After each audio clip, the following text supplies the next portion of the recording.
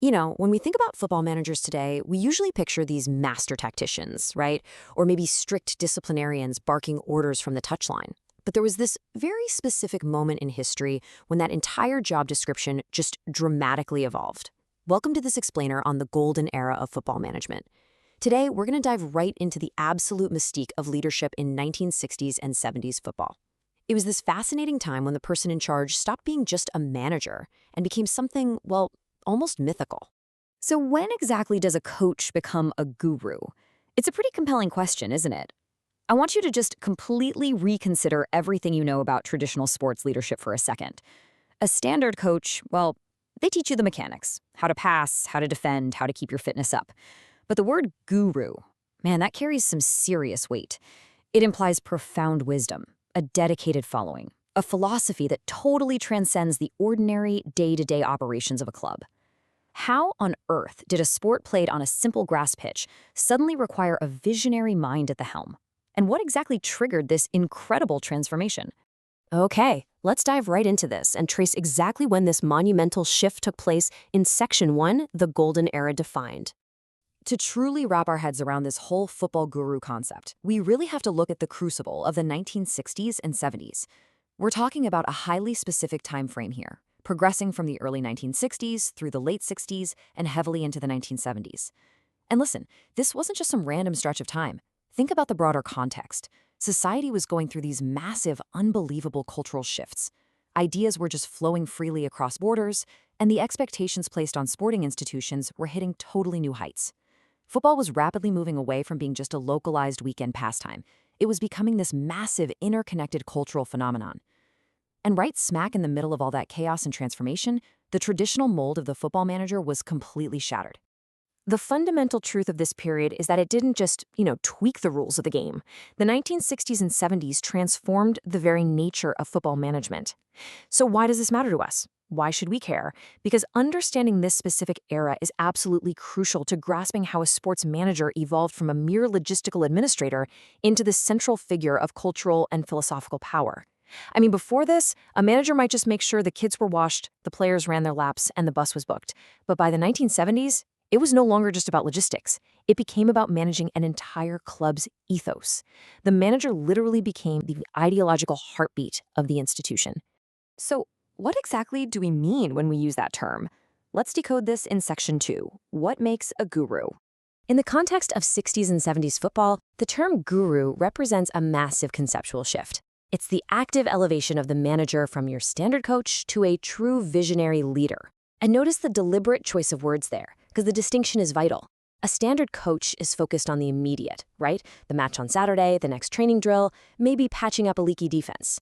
A visionary leader, on the other hand, looks at the overarching system. They see the geometry of the pitch, they feel the psychological flow of the entire season, and they're building the long-term identity of the team. They see the game in a way nobody else, not on the pitch, not in the stands, can see it. They aren't just prepping for the weekend. They are engineering a legacy. And this brilliantly illustrates the multifaceted nature of the role. What do these visionary traits actually look like in practice? Well, there are three main pillars here. First up, an elevated leadership role. This means their authority is absolute, unquestioned. It extends way beyond the locker room to controlling diets, media narratives, even the youth academies. Second, they're conceptual innovators. They aren't just borrowing tactics. They're inventing entirely new ways to play. Think of concepts like total football, players fluidly interchanging positions, which demanded a level of tactical intelligence nobody had seen before. They were literally conceptualizing modern football. And third, they have an era-defining presence. Their personality, their aura, their entire philosophy just becomes synonymous with the decade itself. Achieving that guru status implies an almost spiritual connection to the underlying mechanics of the sport. Understanding those traits really helps us appreciate the paradigm shift that occurred. Let's look at exactly how this played out on the ground in Section 3, the managerial shift. Now, what's really interesting about this comparison is the stark, fascinating contrast in responsibilities between the old guard and the new gurus. Think of the standard manager. Their whole world is defined by tactical execution and day-to-day training. It's highly pragmatic, routine-driven, super localized. They fix what's broken today. But the football guru? They operate on an entirely different plane. They're tasked with developing an overarching philosophy. They aren't just changing a formation on a chalkboard, they are changing the cultural impact of the club itself. The standard manager asks a practical question: how do we win this Saturday? The guru asks a much deeper, almost existential question: how do we redefine what it means to play football? So, how does someone actually become a guru during this window? Well, it doesn't just happen overnight. It's an evolutionary pathway in 3 distinct steps.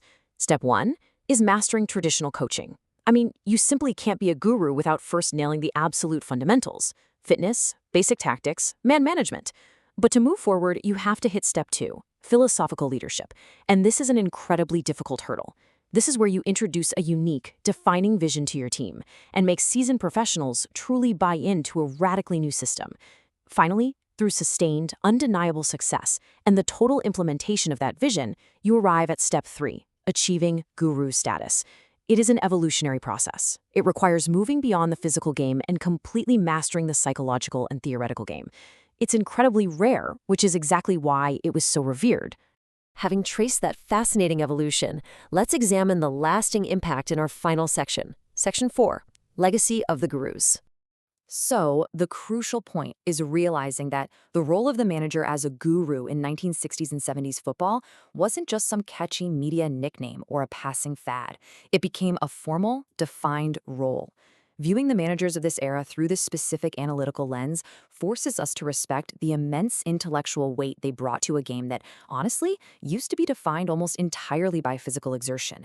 They were the architects of the modern sporting mindset. They took brute force and turned it into a high-speed game of chess on grass. Ultimately, the guru framework forever changed how we view football leadership. And its impact? It's still completely relevant today. Whenever you watch a modern press conference where a manager is waxing poetic about the exploitation of space, or the concept of playing time, or their underlying club philosophy, you are looking directly at the descendants of the 60s and 70s shift. The golden era proved, for sure, that a manager could be the most important, visionary individual at a sporting institution. They set a monumental benchmark for conceptual authority that literally every single generation of coaches since has been measured against. Which brings us to a final provocative thought to leave you with. Does the football guru still exist today, or was it strictly a product of the golden era? Think about it. In an age of massive data analytics, highly structured sporting conglomerates, and management by committee, is there still room for that singular, visionary, era-defining individual? Or was that unique magic entirely contained within the cultural crucible of the 1960s and 70s? It is a fascinating question to ponder as you continue to analyze sports and leadership. Thank you so much for joining me on this explainer. Keep learning, keep analyzing the structures behind the concepts, and I'll catch you next time.